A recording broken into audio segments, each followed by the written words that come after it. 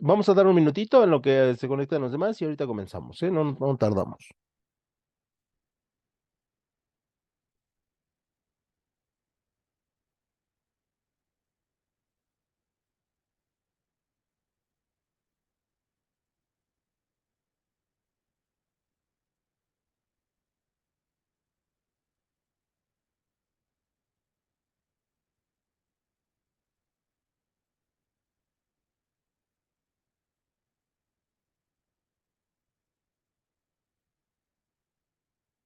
Buenos días, buenos días. Vamos a dar un minutito para vamos a explicar algunas cosas. Espero que se conecten los demás. Si no, pues ya queda grabado el video. No sé si ya pudieron entrar a la plataforma. El día jueves estaba como lenta. eh, no sé qué pasó. No, bueno, pero ya no estaba lenta y luego ya no pude entrar a la plataforma. Su video me parece que sí está, pero si no queda ahí grabado si no, bueno, está el video en la plataforma, pero a lo mejor no está porque está en mantenimiento o alguna situación tiene. Bueno, pero lo que les quería comentar es que vamos a, esta semana no va a haber tema de resumen, solamente vamos a dejar la guía porque en teoría tenemos ya el examen la próxima semana. Y digo en teoría porque luego a mí se me van, la verdad, se me van las cabras con la con las fechas, la verdad es que luego necesito verificar claramente y les voy a mandar otra sesión Zoom porque las que tenía yo programadas eran 8, ya se terminan y entonces voy a tener que dar de alta una más para que podamos vernos la siguiente clase. ¿Sale? Entonces, esas serían las indicaciones, repito, solamente vamos a dejar la guía y les voy a mandar la liga para la clase de la próxima semana, que es la última del bloque uno. Ya la siguiente, dentro de 2 semanas, bueno, el miércoles de la siguiente semana, ya estaré ayudándole las calificaciones. Entonces tienen una semana y cachito para mandarme si tienen algo pendiente. De todos modos, yo voy a tratar de revisar todas sus tareas en esta semana y mandarles el listado de si alguien falta, ¿no? Y si tienen pendiente algo, bueno, pues me lo pueden mandar todavía sin ningún problema. Todavía tendrían esta semana, entonces ahí no, tienen creo que tiempo suficiente. Aunque por lo que he podido ver, me han estado entregando en tiempo y en forma. Y bueno, pues me parece que ya están todos o la mayoría está dentro de la plataforma, entonces vamos a compartir la pantalla. La próxima semana solamente va a haber un resumen general de las materias, perdón, de los temas este, que desarrollamos durante estos sábados. Y esto con la idea de que pues se vayan con los conceptos bien claritos, ¿no? Que repito, pues es solamente una forma de conocer, esta es una materia para conocer y los diferentes impuestos. Y lo que tenemos el día de hoy es el tema número 6, la ley del IA, no de la inteligencia artificial, porque todavía estamos lejos de vincular o de regular la inteligencia artificial. Estamos hablando de la ley del impuesto al activo y sus reglamentos. Repito, vamos a ver los elementos más representativos del mismo, porque bueno, pues es una ley bastante amplia, como todas las demás, y bueno, pues de alguna otra manera, este, nos tardaría mucho en revisarlas, ¿no? Lo primero que tenemos que decir o lo que podemos decir es que es un elemento complementario, es un gravamen complementario al impuesto sobre la renta, ¿no? Y este gravamen complementario garantiza que las empresas que reportan pérdidas en periodos prolongados cubran al menos este impuesto como un pago mínimo que puede ser recuperado cuando se obtengan utilidades en ejercicios posteriores. ¿Sale? Normalmente este impuesto es un elemento que le ayuda a la empresa a cubrir sus deudas ante el gobierno en futuras fechas. Por eso se le conoce como el impuesto al activo. Y recordando un poquito sus clases de contabilidad, tenemos activos Normalmente los activos son elementos que son, digamos que las inversiones que nosotros tenemos, por llamarlo de alguna otra manera, y tenemos activos fijos, que, bueno, los activos fijos son los terrenos, los edificios, el equipo de cómputo, el equipo de mantenimiento, el mobiliario y equipo, el equipo de transporte. Esos activos se les consideran de alto valor porque obviamente, pues son donde se desarrollan las actividades de la empresa, y estos activos son la garantía para que la empresa pueda pagar sus contribuciones en periodos posteriores. Obviamente hay empresas, como todo en la vida, que tienen momentos difíciles y que por esa circunstancia a lo mejor no puede pagar sus impuestos, pero para no meterse en problemas con el SAT, lo que hace es decir, ¿sabes qué? Voy a utilizar el gravamen complementario del impuesto al activo y te voy a pagar el, el correspondiente, con la intención de que más adelante te pague yo en su totalidad los impuestos que se te deben.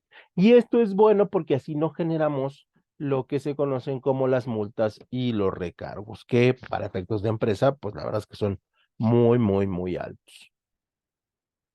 Y entonces, dentro de las generalidades, en su artículo 1 dice que las personas físicas que realicen actividades empresariales y las personas morales residentes en México están obligados al pago de impuesto al activo por el activo que tengan en cualquiera que sean sus ubicaciones. Ojo, siempre y cuando no hayas pagado, siempre y cuando no hayas pagado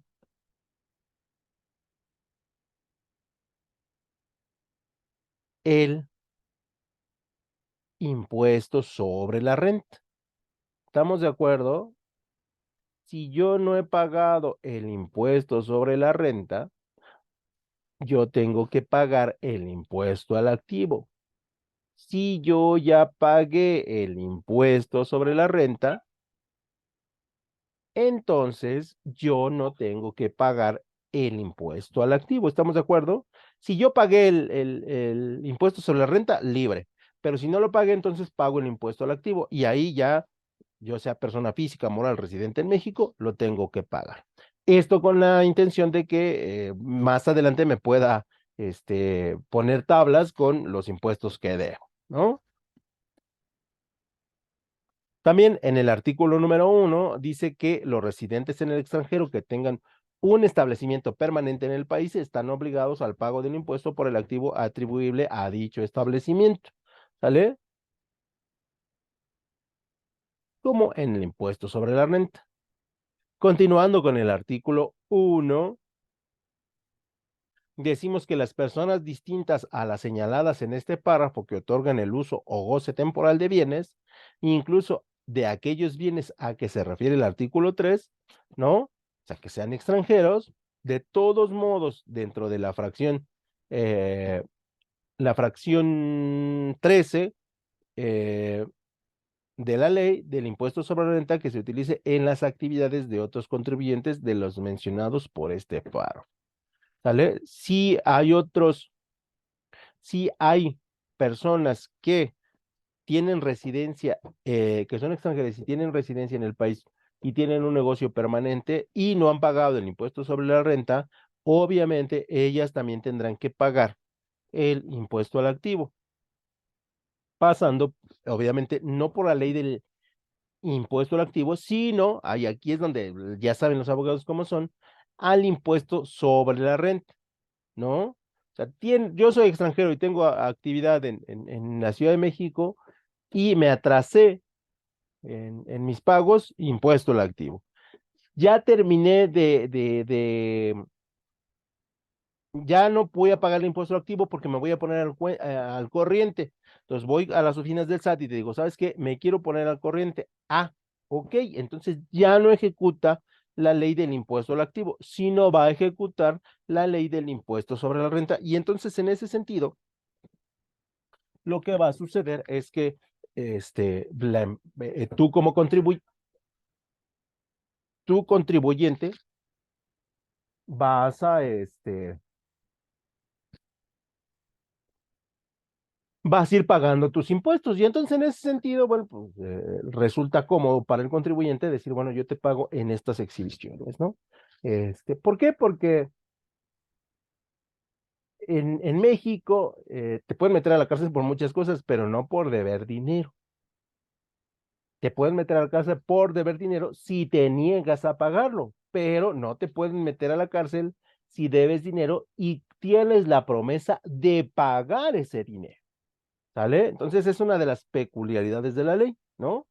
No sé en otros países porque desconozco muchas legislaciones, pero en México, si ustedes deben, no sé, 500,000 pesos y van a la autoridad y le dicen, yo quiero pagar, pero tengo estas circunstancias para pagar, la instancia te va a decir, ok, podemos hacer esto, ¿no? Puede ser que te quiten tu casa, puede ser que te quiten tus bienes, pero no te van a meter a la cárcel. Ojo, siempre y cuando estés dispuesto a pagar.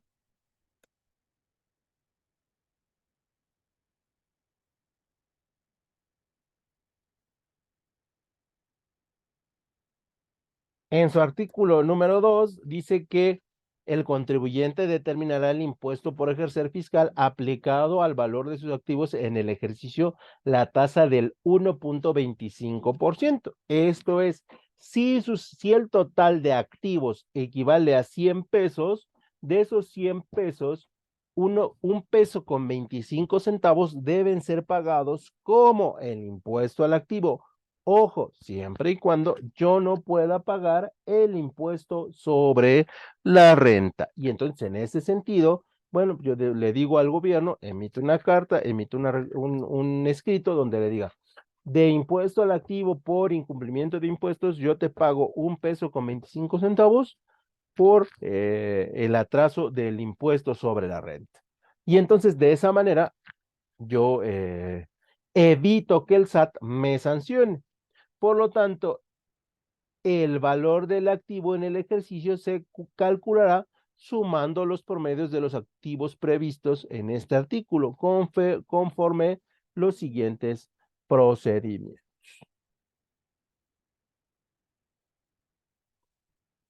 Se sumarán los promedios mensuales de los activos financieros correspondientes a los meses del ejercicio y el resultado, 12 meses. Se dividirá entre el mismo número de meses, 12. Tratándose de acciones, el promedio se calculará considerando el costo comprobado de adquisiciones de los mismos. Podemos hablar de la totalidad de activos o podemos hablar de un tipo de activo, ¿sale? En el caso de que nuestra empresa esté muy mal. Ejemplos de empresas que están muy mal, a lo mejor que tienen equipo de cómputo ya extremadamente viejo, que ya no tiene una validez en libros, ¿no? Maquinaria de segundo o tercer uso que ya no tiene una validez en libros, y lo mismo sucede para el equipo de transporte, ¿no? Puede ser que el terreno donde nosotros estamos laborando sea rentado y entonces no lo podemos desarrollar, y que obviamente en otros casos el edificio que estemos utilizando también sea de otros dueños y entonces no lo podemos considerar como parte de los activos. Pero lo que sí podemos considerar son las acciones, y el precio de las acciones o el monto total de las acciones pues será considerado como parte de los mismos. Y decimos que tratándose de acciones, el promedio se calculará considerando el costo comprobado de adquisición de las mismas.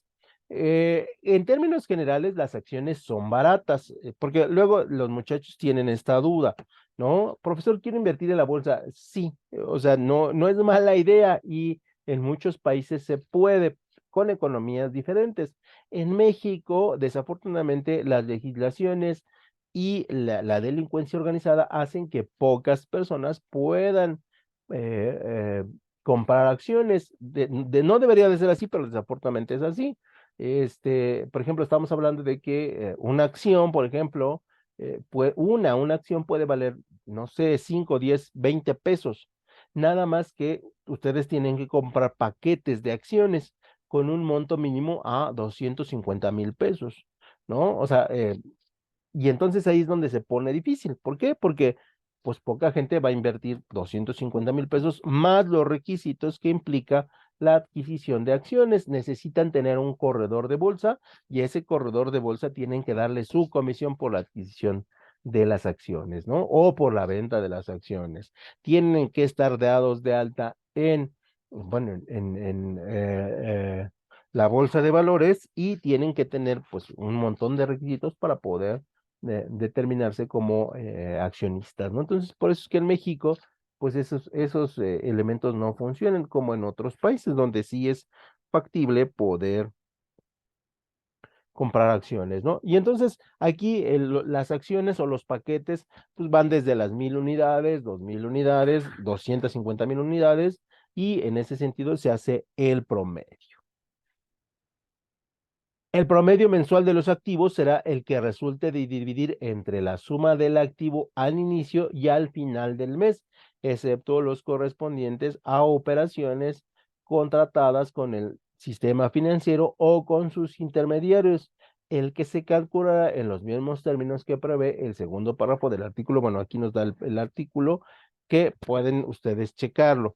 ¿Qué quiere decir esto? Nosotros vamos a ir pagando cada mes el impuesto al activo y por lo tanto, si hay una movilidad de activos, nosotros la tenemos que registrar haciendo un promedio mensual.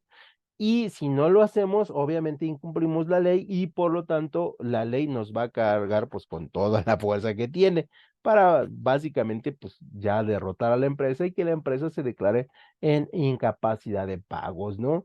A veces el gobierno trata de no hacer esto porque obviamente van empleos de por medio, van capitales de por medio y lo que menos quiere el gobierno es pues afectarnos, ¿no? De alguna manera y dejar de crear empleos, porque al final también recibe de ahí impuestos.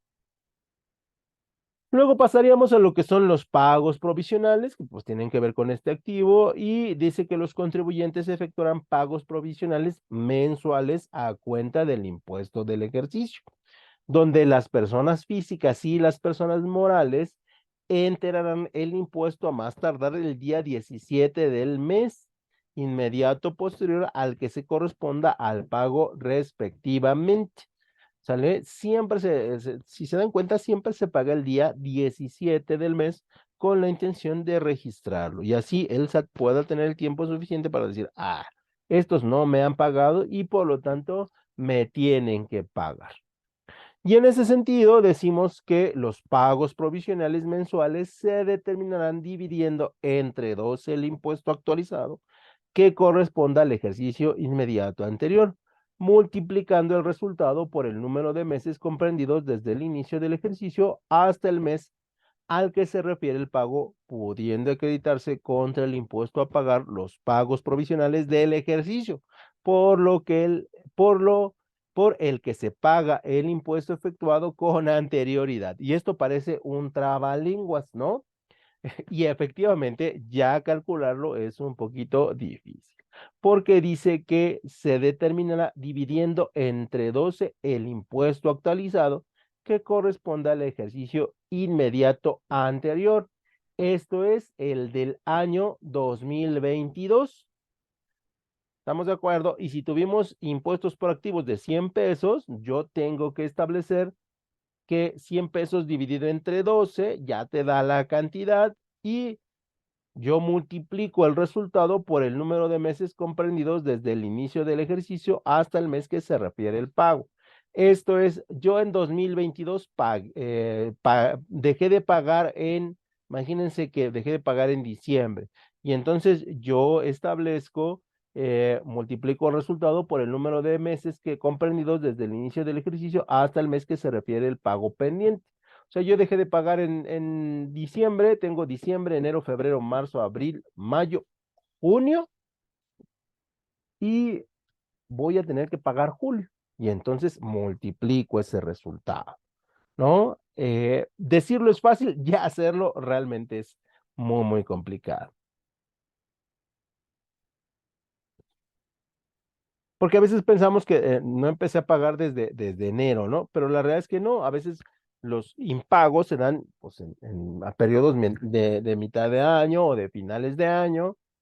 En lo normal es a principios de año, porque normalmente las empresas invierten mucho para final de año y esperan recibir una gran cantidad de dinero producto de las compras navideñas y de la actividad económica navideña, que siempre en México es una actividad que es bastante fuerte ¿no? Para todos los sectores y de ahí pues generar mucha ganancia para los próximos años. Pero eso no quiere decir que siempre suceda lo mismo. Y decimos que el impuesto del ejercicio inmediato anterior se actualizará por el periodo comprendido desde el último mes del penúltimo ejercicio inmediato anterior hasta el último mes del ejercicio inmediato anterior, al que por el cual se calcula el impuesto, ¿no? Y aquí estamos hablando de los meses, no de los años. Ojo, la anterior diapositiva habla de los años y aquí estamos hablando de los meses para el cálculo, porque posiblemente la empresa a lo mejor no te pueda pagar, o sea, tiene no puede pagar el impuesto sobre la renta para el mes de julio, pero tampoco va a tener para el mes de agosto.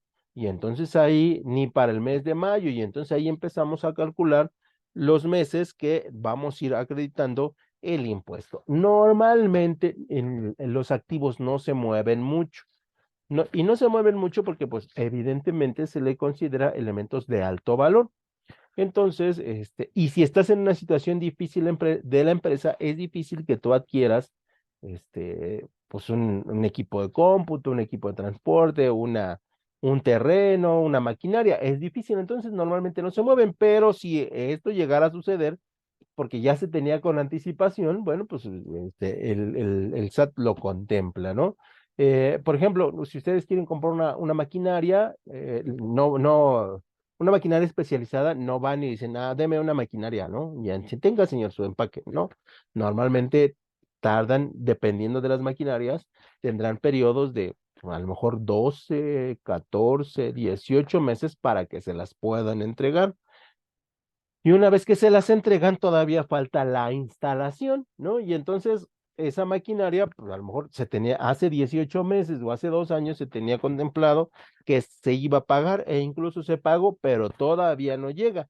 Una vez que llega a la empresa, nos encontramos en una situación desfavorable y ya no pudimos pagar el impuesto sobre la renta y estamos pagando solamente el impuesto al activo y entonces, pues ahí hay una modificación de activos y por lo tanto ahí la tengo que considerar. Pero repito, no es normal, no es lo más común, pero llega a suceder y entonces ahí tendría que aplicar mi pago provisional, porque hay una diferencia de activos.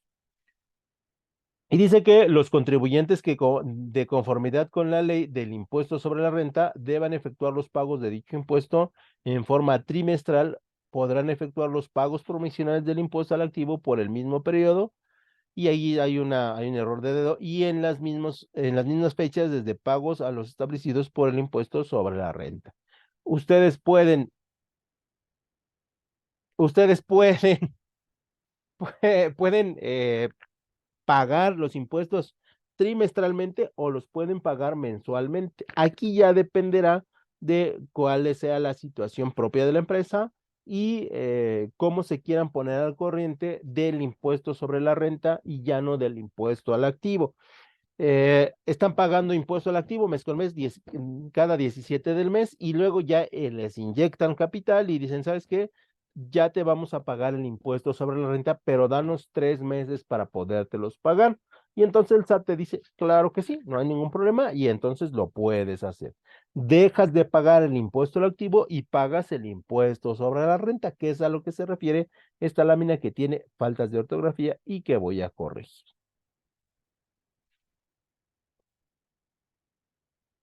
Y para los meses comprendidos entre las fechas de terminación del ejercicio y el mes, que sería diciembre, en que se presente la declaración del mismo ejercicio, el contribuyente deberá efectuar sus pagos provisionales en la misma cantidad que se hubiera determinado por los pagos provisionales del ejercicio inmediato anterior, del año pasado. ¿Sale? Y entonces ahí ya dicen, mi pago provisional del año pasado fue de 5 pesos, mi pago provisional de este año es de 5,10.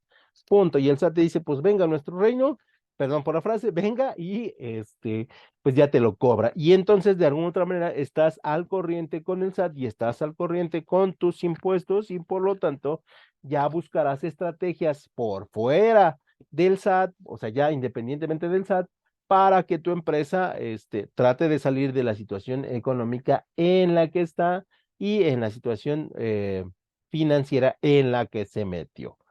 ¿No es normal? No, no es normal que pase eso.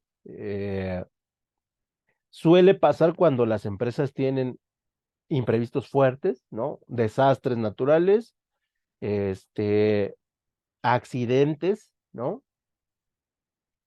Pues una situación global compleja, o por lo menos de su entorno, ¿no? Pero no es común que pase esto. Sí llega a pasar, por supuesto, pero no es normal, ¿no? No es normal, por lo tanto, se le da poca importancia a esta modalidad, aunque, bueno, pues está ahí como de referencia para que nosotros estemos siempre actualizados y siempre al corriente con el pago de nuestros impuestos. El impuesto del ejercicio inmediato anterior se actualizará por el periodo comprendido desde el último mes del penúltimo ejercicio inmediato anterior hasta el último mes del ejercicio inmediato anterior, aquel por el cual se calcule el impuesto.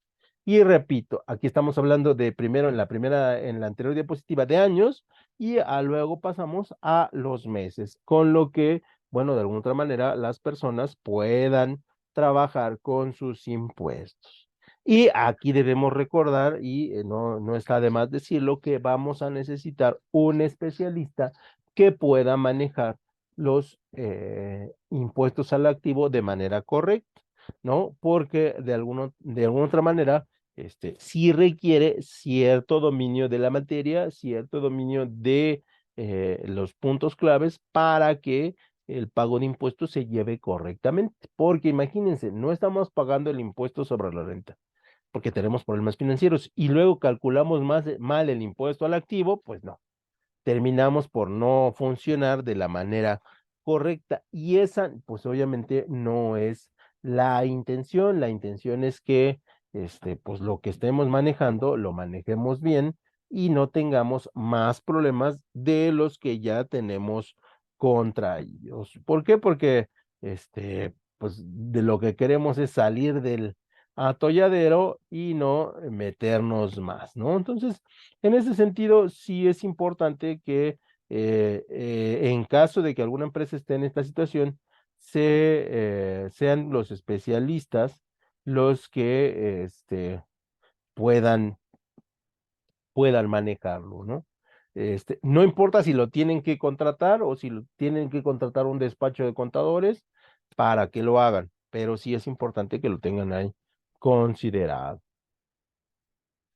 En ocasiones para los dueños esta parte es difícil, ¿no? Porque dicen, estoy gastado y tengo que contratar a alguien externo para que él me lo maneje. Pero en ocasiones es mejor los costos, beneficios que vamos a tener o los perjuicios que vamos a tener si no lo manejamos correctamente. Y porque estamos en una situación tremendamente vulnerable de la empresa hacia los proveedores, hacia los clientes y hacia sus mismos socios, ¿no? Entonces, sí, en ocasiones, aunque resulte más costoso, pues es necesario meterle dinero, ¿no? Y dice que los contribuyentes que de conformidad con la ley del impuesto sobre la renta deban efectuar los pagos de dichos impuestos en forma trimestral, podrán efectuar los pagos provisionales del impuesto al activo por el mismo periodo y en las mismas fechas de pago que las establecidas por el impuesto sobre la renta. ¿No? Y aquí repito, tiene que ver con cómo nos ponemos de acuerdo para los pagos con el SAT.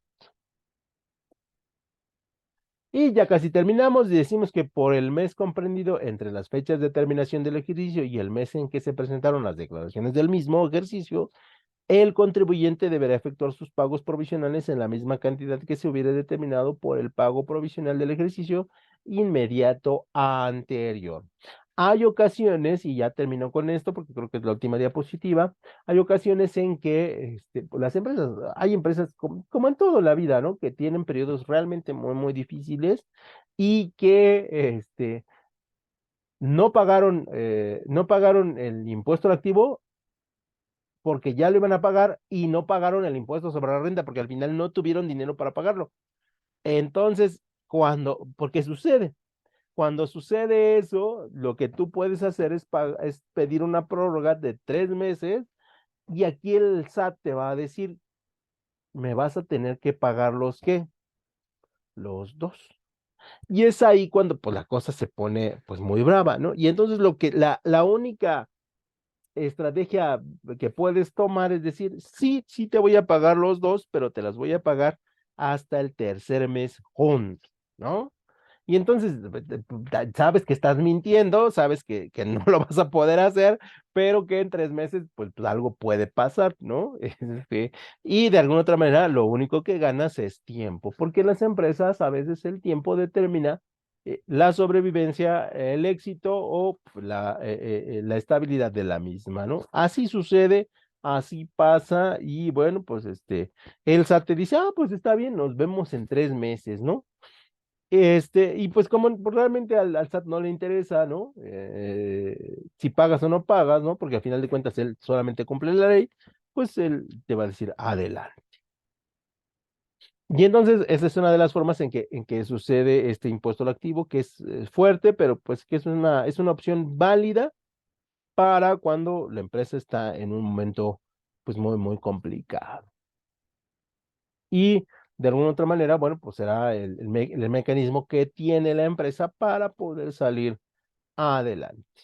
No sé si tengan alguna duda, muchachos, algún comentario, y este sería el momento en que lo pudieran hacer.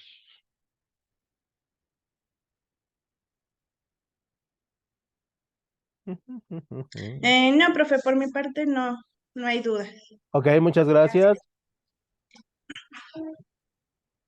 ¿Alguien más?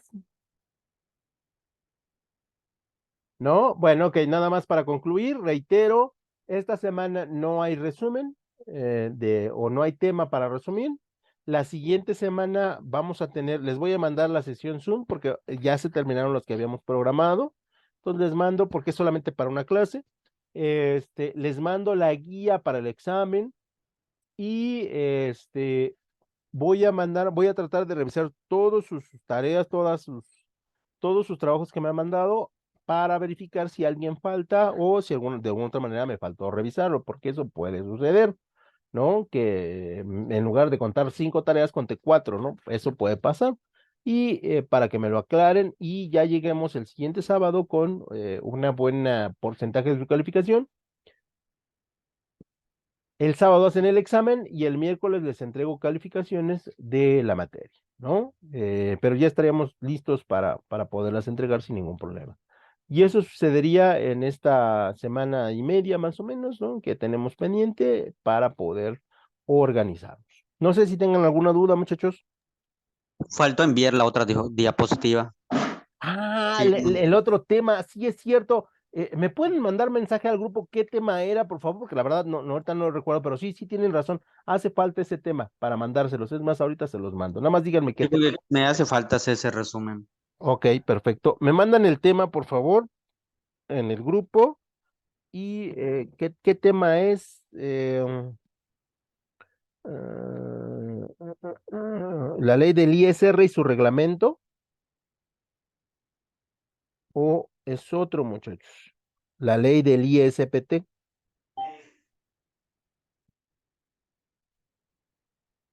Díganme, díganme.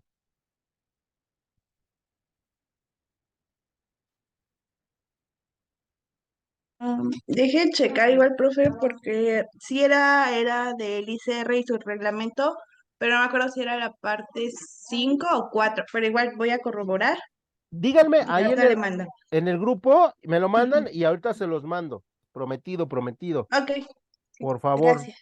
Porque la verdad ya se me había olvidado. Y si no hay alguna otra duda, nada más me lo mandan y se los reenvío. ¿Sale?